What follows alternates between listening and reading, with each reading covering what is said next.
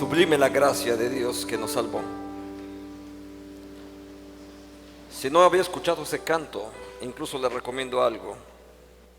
Busque ahí en YouTube, en alguno de esos buscadores que usted conoce en internet, no solo la melodía, incluso la historia de este canto, porque es una historia de un hombre que, habiendo sido esclavista, no se la voy a contar porque quiero que usted la vea, pero que habiendo sido un pecador y habiendo por su causa mucha gente muerto, Dios lo rescató y él compuso este himno para decir: es sublime la gracia que a un pecador salvó.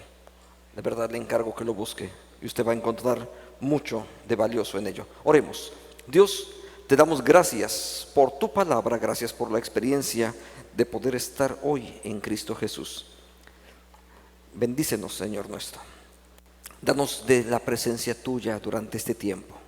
Que sea tu Espíritu el que nos conduzca, Padre. Muéstranos tú, Señor, cuál es tu proyecto para nosotros en este día. Queremos, Señor, escuchar tu voz. Queremos ser edificados en Cristo Jesús. Porque entendemos, Señor, que no solamente se trata de haber nacido de nuevo. Te bendecimos por ello. Pero queremos, Señor nuestro, crecer en ti. Por eso es que hoy hemos venido. Guíanos en este proyecto, te lo pedimos en el nombre de Jesús. Amén. No solamente es nacer de nuevo. Los cristianos no solamente estamos ahí, ni fuimos llamados solamente para haber aceptado un día la salvación, sino a partir de ese concepto poder crecer y ser edificados entonces en Cristo Jesús. Intencionalmente uso la palabra edificados por algo. No somos nosotros los que edificamos, es Dios el que nos edifica a nosotros. La fe cristiana la recibimos, pero no somos nosotros los que la hacemos crecer, es Dios el que lo hace crecer en nuestra vida. Por eso es el enfoque de la serie que vamos a estar siguiendo durante las siguientes semanas. Entonces, se trata de vivir, pero de vivir bajo la gracia de Dios. De eso se trata, de vivir bajo la gracia de Dios. Y vivir bajo la gracia de Dios, déjeme hacer un pequeño paréntesis aquí. Vivir bajo la gracia es vivir bajo su soberanía, bajo su protección, bajo el cuidado de Él, pero también es seguir el consejo y el ritmo que Él quiere imprimir a nuestra propia vida y no propiamente el ritmo al que nosotros queremos caminar. Si tiene su Biblia todavía, le invito a que la abra otra vez, Romanos capítulo 6, porque ahí hay una pregunta que todo mundo, todo cristiano, seguro que sabe la respuesta. ¿Qué pues diremos? ¿Perseveraremos en el pecado para que la gracia abunde? ¿Usted qué cree? ¿Debemos de permanecer en el pecado? ¿Debemos de seguir todavía en eso? Para que la gracia de Dios, mire, la gracia de Dios es tan increíble, escribe el apóstol Pablo, la gracia de Dios es tan increíble, y este canto un poco refleja eso que acabamos de escuchar, es tan increíble la gracia de Dios que aún, dice la epístola a los Romanos, cuando estábamos muertos en nuestros delitos y en nuestros pecados, Dios nos salvó. Cuando estábamos sin ninguna oportunidad de vida, Dios lo hizo posible. No pienses que hay alguien que merece la salvación. Nadie merece la salvación. Ninguno de los que hoy estamos aquí. Nadie se ha portado suficientemente bien para ganar una de las bendiciones de Dios. Así no funcionan las cosas en la Biblia. Y así no funcionan en nuestra propia relación para con Dios. Es Dios el que hace las cosas. El texto hace una pregunta de las cuales seguramente yo pienso que todos los cristianos saben que la respuesta es no. Y no debe ser un no rotundo. Si ya naciste de nuevo, si has experimentado la salvación en Cristo Jesús, debe de ser un no rotundo a todo aquello que significa pecado.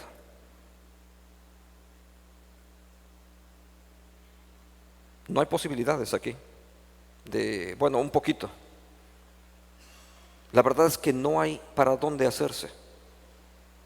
Si has nacido de nuevo, la respuesta es no. Sin embargo, me gustaría que pudiésemos considerar algunas de las razones de por qué el apóstol Pablo tiene que insistir sobre este tema. ¿Sabe?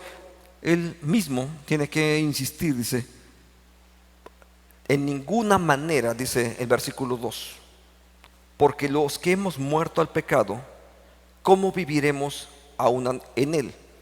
A mí se me ocurren tres cosas por las cuales no deberíamos de continuar en el pecado. Una, que apela a la experiencia del ser humano. No es lo mismo saber que hacer. Todos sabemos hacer cosas, sabemos, pero no necesariamente las realizamos. Sabemos cómo portarnos bien, pero no siempre lo hacemos. Sabemos cómo agradar a mi pareja, pero no siempre lo hago. Es más, en muchas ocasiones hago justo todo lo contrario. ¿Cuántas de las personas que están aquí saben lo que es un pecado? ¿Sí? A ver, levante la mano todos los que sepan lo que es un pecado. Ahora quiero que sostenga ahí la mano. ¿Ustedes no saben lo que es un pecado? Gracias a Dios. Qué bueno que no lo saben, de verdad. Ahora quiero que mantenga la mano arriba el que pueda decir sinceramente: yo sé lo que es pecado y nunca lo practico. ¿Nunca lo practica? Todos los que bajaron la mano, yo estoy pensando que nunca practican un pecado, ¿verdad? ¿Sabe? Entonces, usted y yo, si usted es de los que todavía mantienen la mano arriba, usted tiene que seguir diciendo: soy pecador. Y no nos gusta mucho. Yo preferiría que me calificaran de santo o de bondadoso, de bueno, pero la realidad, dígame, ¿nunca ha mentido? ¿Nunca ha engañado a nadie? Sí sabemos hacer lo bueno, pero no necesariamente lo hacemos. Y eso nos califica como pecadores, porque no es lo mismo saberlo que hacer las cosas. Dos, aún vivimos en la carne. Yo sé que hay unos cristianos tan espirituales, tan espirituales, que cuando oran ya ni siquiera tocan el suelo. ¿Usted conoce a algunos de esos? Pues yo sí conozco a algunos que creen que ya no tocan el suelo. La verdad es que siguen igual. Pero la realidad pasa esto: seguimos en la carne, y es en la carne donde tenemos que enfrentar los conflictos, diría el apóstol Pablo, entre lo que quisiera hacer y lo que termino haciendo. La realidad es que en más de una ocasión quisiéramos hacer las cosas bien, pero tenemos que reconocer que todavía batallamos con la carne. Esas son otra de las razones por las cuales tenemos que seguir hablando acerca de esto. Número 3, aún vivimos en el mundo. Es más, esto de vivir en la carne, la Biblia habla de tres tipos de personas, usted sabe. En este mundo solamente hay tres tipos de personas: los que no son de Cristo y los que son de Cristo. Ya son dos grupos. Y los que ya son de Cristo todavía están subdivididos en dos grandes grupos: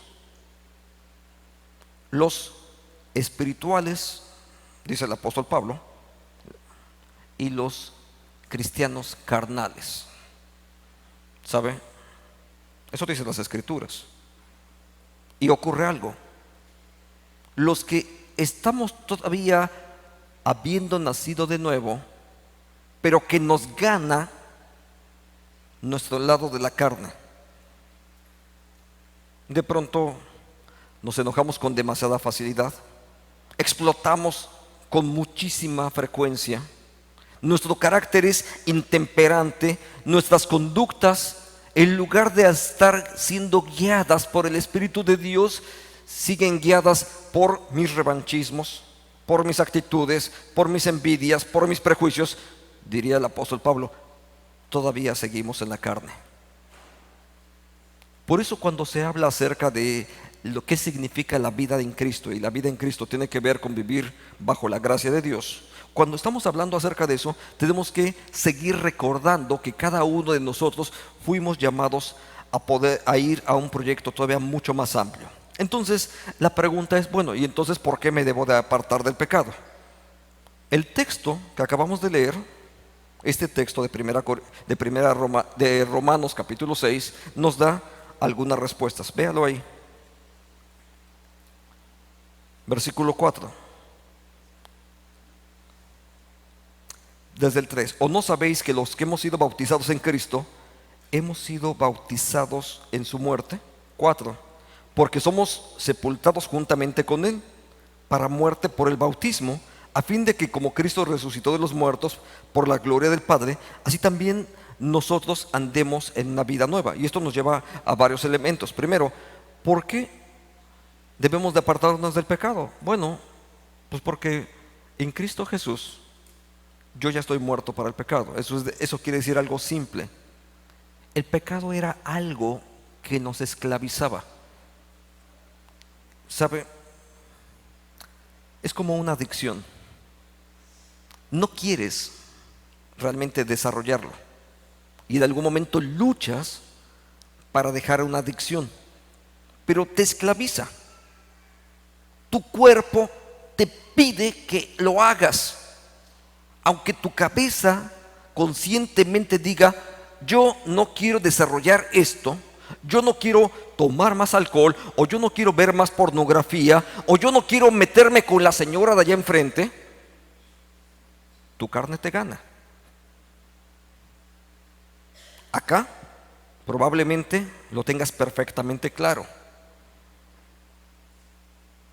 pero las adicciones se convierten en algo maligno, perverso, que te va apretando, te va apretando, te va apretando y te empuja a seguir, y un día lo terminas realizando y empiezas a crearte todas las justificaciones mentales para poder justificar lo que tú estás desarrollando.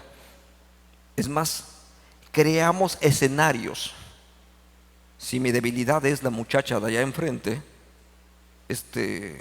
empiezo a fijarme a qué hora sale, y de pronto me la encuentro casualmente. No, la verdad es que yo sé a qué hora sale. La verdad es que me hago el aparecido en ese momento, pero yo me engaño solo para decir que fue casualidad. La verdad es que no es tan casualidad. Somos perfectamente conscientes de lo que estamos desarrollando. Aquí las cosas no son por casualidad. Y si los que estamos hoy aquí somos personas que hemos nacido de nuevo en Cristo Jesús, déjenme decirles que además entonces empezamos a actuar contra natura, porque la nueva naturaleza que Dios me ha dado me ha liberado de ese poder esclavizante del pecado. Ya no tengo por qué seguir esclavo del pecado. Dios me ha liberado. Es más, realmente lo que Jesús y el texto menciona de alguna manera es como que hay un acta de defunción. Dice, tú en cuanto al pecado ya estás muerto, y ahí está el acta de defunción, ya no tienes más por qué continuar en ello. El problema es que todavía seguimos. El problema es que seguimos batallando con eso. Y esto es algunas del por qué debemos de apartarnos. Porque sabe, todos nuestros pecados, quiero decirle eso, porque tiene que ver con la gracia. Todos tus pecados ya fueron perdonados. Incluso los que vas a cometer dentro de 20 años. Dios te los perdonó. Cuando la Biblia dice que Dios perdonó todos tus pecados son los presentes, los pasados y los futuros. Todos. Si Dios ya perdonó tus pecados, no hay tampoco nada que te pueda hacer sentir culpable acerca de lo que ha ocurrido antes en tu vida. Nada. Oye, es que alguna vez fui drogadicto. Sí, alguna vez. Sí, alguna vez lo fui, pero ¿sabes qué? Por la gracia de Dios estoy aquí. Dios me salvó de mi drogadicción, o Dios me salvó de mis adulterios, o Dios me salvó, en fin, de cualquier cantidad de cosas que podríamos seguir enumerando. Dios me salvó. No tengo nada más que me pueda hacer culpable. Nada de eso me va a inhabilitar al respecto de mi propia salvación. Nada.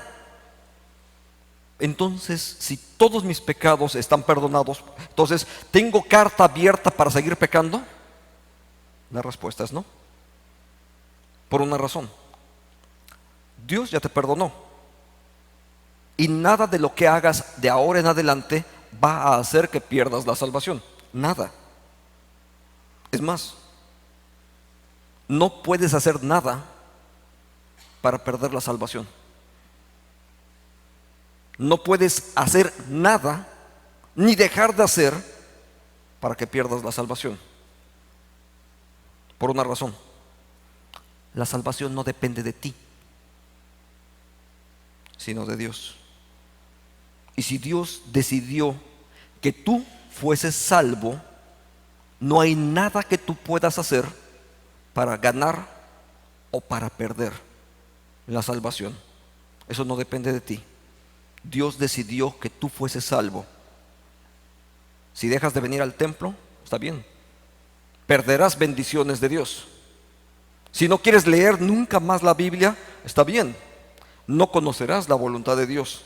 Si te quieres portar como el hombre más maligno que pueda existir en este planeta, a pesar de eso, Dios te salvó. Quizás te pierdas muchísimas bendiciones. Quizás dejes de ser bendición para muchas otras personas, pero Dios te salvó a ti.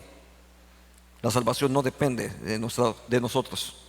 La salvación es lo que Dios decide hacer y no depende absolutamente de nosotros. Entonces, nosotros nos apartamos por varias razones. El primer motivo, Romanos capítulo 6. Sabiendo esto, que nuestro viejo hombre fue crucificado juntamente con él, para que el cuerpo del pecado sea destruido, a fin, vea la parte final, a fin de que no sirvamos más al pecado. Para eso lo hizo Dios, para que tú ya no tengas más por qué servir al pecado. Si antes eras esclavo del pecado, ahora eres siervo de Dios. Y si eres siervo de Dios, el objetivo es, antes como siervo del pecado te servías si acaso a ti mismo y finalmente tenía un fin destructivo. Si ahora eres siervo de Dios, el propósito es que tu vida sea de bendición, de alabanza y de gracia para toda la gente que está en el derredor tuyo. Número 2, déjeme hablar de otro motivo. Mi viejo hombre ya fue crucificado en Cristo. Ese viejo hombre es aquel viejo hombre que estaba asociado con el pecado, pero ese ya fue asociado con Cristo. Vea lo que dice Gálatas: pero los que son de Cristo han crucificado la carne con sus pasiones y sus pecados. Ya no tienen poder otra vez sobre mí. Mi pecado ya quedó allá en la cruz. El día que Jesús murió por mis pecados, todos mis pecados estaban siendo allá, y Dios me ha llamado entonces a vivir una nueva vida. Entonces el enfoque nuestro tiene que ver ahora con una nueva vida. Jesús lo dijo en el Evangelio de Juan: yo he venido para que tengan una vida y para que tengan una vida abundante. Probablemente lo escuchó cuando tomó su primera lección en este templo para hacerse miembro y tomó un curso que se llama Vida Abundante. El propósito es recordarnos: Dios te llamó para que tengas una vida abundante. ¿Tomaste ese curso alguna vez para hacerte miembro de la iglesia? Bueno, el objetivo desde entonces, ya lo sabías, es para que tengamos una vida abundante, porque se trata de experimentar el propósito de Dios para nuestra propia vida. Y llegamos a la fe por gracia y nos desarrollamos también por la gracia de Dios. Así es que nuestro crecimiento, escribe el apóstol Pablo, no es del que quiere, ni del que corre, sino de Dios que tiene misericordia sobre nosotros. Dios es el que produce el querer como el hacer, déjeme ir a otro texto, por su buena voluntad. Y escribe todavía Pablo, yo sembré, Apolos regó, pero el crecimiento lo da Dios. Nosotros no producimos el crecimiento. Mire, déjame ir hasta las cosas más simples.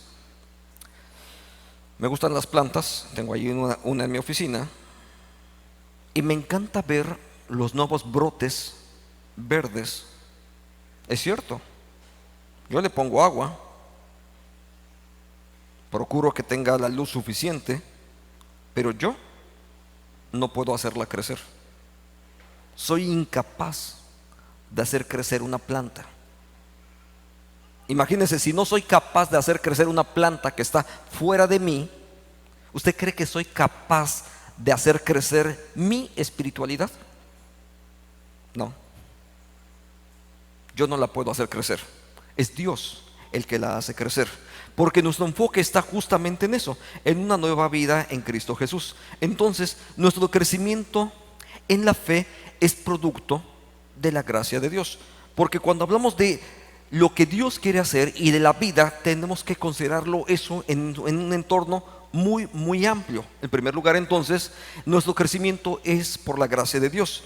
El mismo texto que acabo de citar: yo planté, Apolos regó, pero el crecimiento no es tuyo, el crecimiento lo logra Dios. Número 2, el desarrollo de los ministerios en la obra es la gracia de Dios.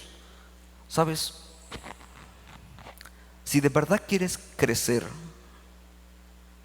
tienes que aprender a servir. Parece una paradoja, pero la verdad, la única forma de crecer es cuando nosotros servimos. Si a usted le interesa crecer en la fe, empieza a servir a otros. Si te interesa crecer en tu relación para con Dios, empieza a servir. Si te interesa de verdad poder crecer en tu propia relación con Dios, el servicio es indispensable. Nadie va a crecer en la relación con Dios, en su fe, etcétera. Nadie va a crecer si no está sirviendo. Pero el propio servicio y el crecimiento en ello no es producto nuestro, es producto de la gracia de Dios. Vea lo que dice, es el siguiente texto. Pero por la gracia de Dios, dice el apóstol Pablo, soy lo que soy. Y su gracia no ha sido en vano conmigo. Antes he trabajado más que todos ellos. Pero dice, pero no yo, sino la gracia de Dios en mí. Si tu ministerio es exitoso, no se debe simplemente a que fuiste el mejor organizador. Si la empresa, porque yo también veo las empresas como parte del ministerio que Dios nos da, así es que si tú eres empresario, esa empresa hay que buscar que sea una empresa exitosa. En cualquier rubro que estés, si tu empresa es vender mangos con chile, debe de ser una empresa exitosa, porque es una empresa que estás desarrollándola para la gloria de Dios. Y si tu ministerio en este mundo es vender mangos con chile en la playa, hazlo para la gloria de Dios y busca que sea Dios glorificado en cada uno de esos mangos que vendas. No importa cuál sea la profesión, las desarrollamos para la gloria de Dios.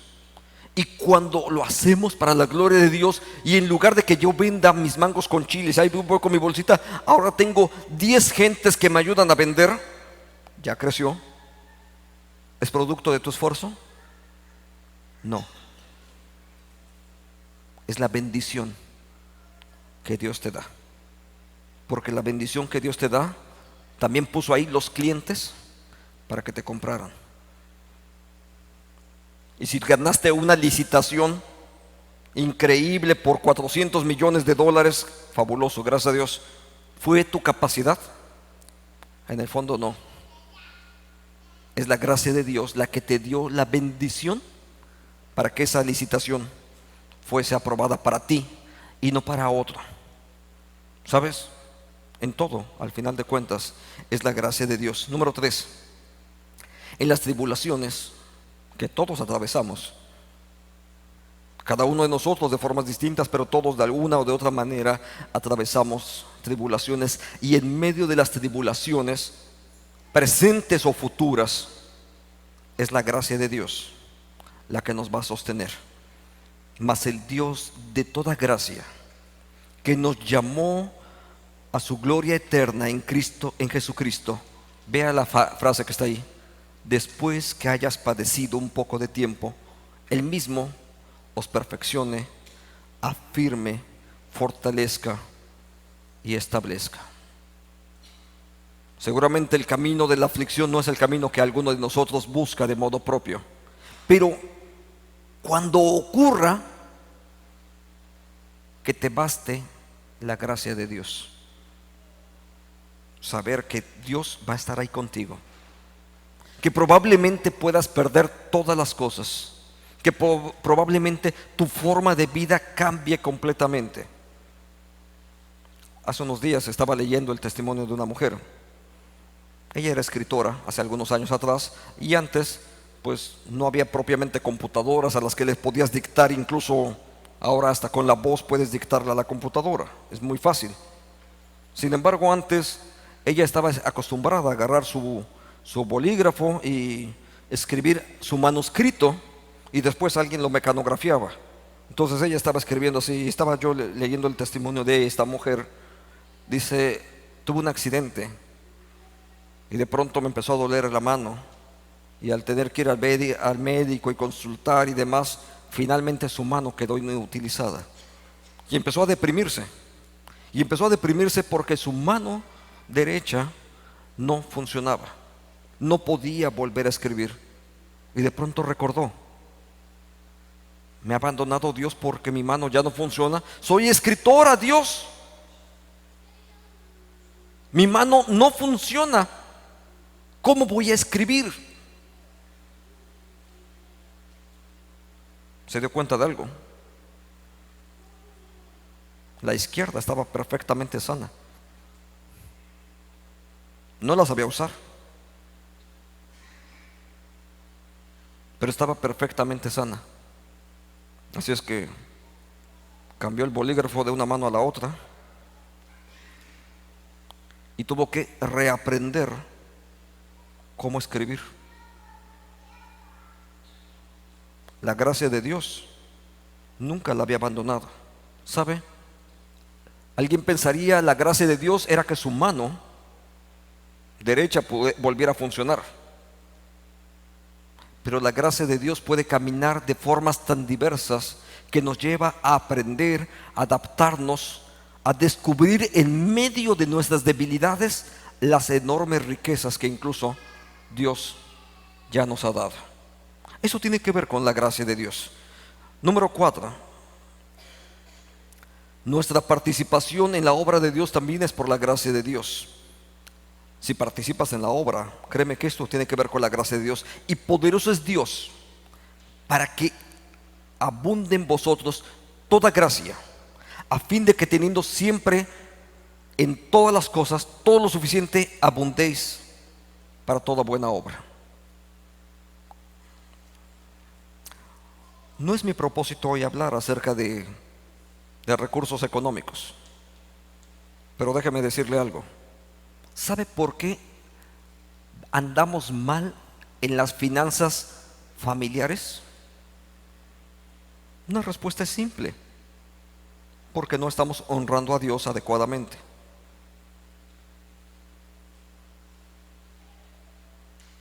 Nuestras finanzas personales están mal porque no honramos a Dios. El problema no es la cantidad del dinero, sino que no estamos honrando a Dios. Cuando nosotros retenemos lo que la Biblia enseña que es un recurso de Dios, me refiero al diezmo, pero también las ofrendas y las primicias y todo lo demás. Cuando nosotros hacemos eso y lo retengo, el libro de Malaquías textualmente dice: me han robado, porque eso le correspondía a Dios. Dios te dio un paquete grande y dice: toma la 10ª parte de eso, y como un acto de fe, no tiene que ver con cumplir, como un acto de fe, da ese 10% para la obra de Dios, como un acto de fe. No tiene que ver con cumplir. Si no lo quieres dar, nadie te va a señalar por eso. Si tú le quieres poner a tu nombre en el sobrecito, quieres ponerle tu nombre, ponlo, está bien. Y si tú quieres no ponerle ningún nombre, no pasa absolutamente nada. Es más, si tú lo que quieres es, para que nadie se dé cuenta, entregar un sobre vacío, nadie te va a decir nada. No se trata de cumplir. ¿Sabe? A Dios le interesa que nos vaya bien.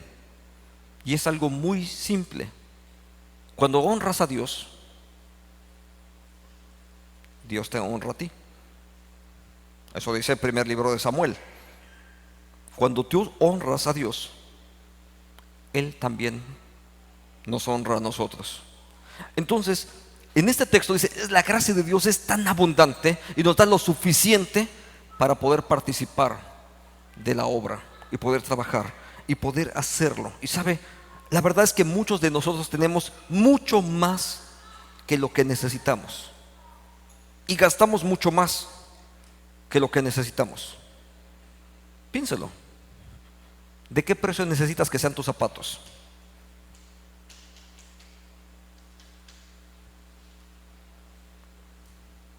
Vayamos a la parte más baja. ¿500 pesos? No le voy a pedir que use de los desechables, pero estoy seguro que mucha gente puede vivir con zapatos de 300 pesos. ¿Necesitas que tus zapatos sean los más caros? ¿De verdad lo necesitas? Yo le podría decir que no. No necesito una camisa que cueste varios miles de pesos. Con que esté limpia y bien planchada, y yo me encargo de planchar en casa, así es que si la ve arrugada es porque yo no la planché bien. Pero con que esté limpia y planchada, eso es más que suficiente. Tenemos más recursos, sinceramente, que los que necesitamos. ¿Cuántas casas son suficientes? ¿Cuántos autos te son suficientes? ¿Por qué no dedicamos parte de todo eso para poder apoyar a la obra de Dios? Dios ya nos lo ha dado, ya nos lo dio, ya nos dio eso. Y hay un montón de personas que necesitan ser bendecidas con lo que ya Dios nos dio. Pero nosotros nos es más fácil gastarlo para con cada uno de nosotros. Ahora, para el crecimiento, Dios nos ha dado medios a través de los cuales podemos crecer. Vea, son cosas sencillas que seguramente usted ya conoce: la lectura de la palabra, la oración, los sacramentos, la adoración, la comunión y el servicio. Son cosas que seguramente usted ya conoce. No se trata, sin embargo, de cómo de hacerlos por el simple hecho de hacerlos, sino tiene que ver aquí la actitud que tienes cuando lo estás desarrollando. Piensa en esto. Cuando empecé en la escuela, cuando empecé a ir a un templo, pasaba alguien al salón donde yo estaba y preguntaba, salón por salón, ¿cuántos alumnos? 14 alumnos. Biblias, esperaban que hubiera 14 Biblias, por lo menos. Biblias, 14. Himnarios, en aquella época todavía la gente usaba himnarios. Himnarios, 8. Bueno. Capítulos leídos. Y ahí empezábamos un poco con problemas. Capítulos leídos. Para no quedar en ridículo diciendo nada, Decía, 2. Agarraba el más chiquitito, ¿no? Salmo 117 y el Evangelio de Juan, el más chiquito. Jesús oró, ya leí 2 capítulos. Bueno, ¿era de provecho para mi vida? Si solamente lo hacía para cumplir, ¿usted cree que eso era de bendición para mí? No, porque no se trata de cumplir, sino de hacerlo y de actuar en amor para la gracia de Dios. Ese es el enfoque, al final de cuentas, distinto.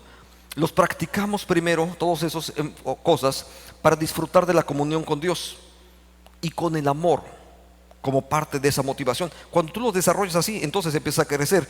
Se trata de colocarnos, todas estas prácticas, se trata de colocarnos en el espacio donde Dios ha decidido bendecirnos. Dios te va a bendecir cada vez que leas la Biblia, pero no de forma automática. Cuando la lees queriendo aprender de Dios, entonces vas a ser bendecido. Si tú lees la Biblia para poder, cada vez que vengan, voy a hablar de un grupo, no tengo nada en contra de ellos, pero quiero criticar más bien la actitud a veces nuestra. Si lo que quiero es exhibir después mi conocimiento, ese no es el objetivo de conocer la Biblia. No se trata de eso. Cuando lees la Biblia para aprender de ella, para que Dios te enseñe y tu vida sea transformada, entonces eso se convierte en una bendición para ti. El crecimiento no depende de nuestro propio esfuerzo, sino de lo que Dios hace en nuestra propia vida. Entonces, vivir bajo la gracia es cuando los creyentes aprendemos a ver toda nuestra vida bajo la gracia de Dios. Nos colocamos bajo Él y aprendemos a confiar y aprendemos a descubrir de lo que ella quiere. En ella dependemos y por ella es que también actuamos. Es que también su gracia, simplemente en la que esperamos. Aprendemos a confiar. Y usted puede confiar también en lo que Dios va a hacer en su vida. Vivir bajo la gracia no significa abandonarnos y no hacer nada. Significa confiar y usar los medios, los recursos que Él ya nos dio para los propósitos de Él. Cuando tú estás haciéndolo, entonces ese concepto de vida abundante poco a poco se empieza a hacer una realidad para ti. Oremos. Padre, gracias por el inmenso amor que tú nos tienes, Padre. Gracias porque podemos aprender y buscar descansar, Señor, en las cosas tuyas. Bendecimos, Señor, la presencia de tu Espíritu. Gracias, Señor, porque es la presencia de tu Espíritu también la que hoy nos da de tu gracia para poder caminar, vivir y descubrir, Señor, de qué formas podemos cada uno de nosotros hacer las cosas mejor. Gracias, Padre, por lo que tú seguirás haciendo en nosotros. Te bendecimos en el nombre de Cristo Jesús. Amén.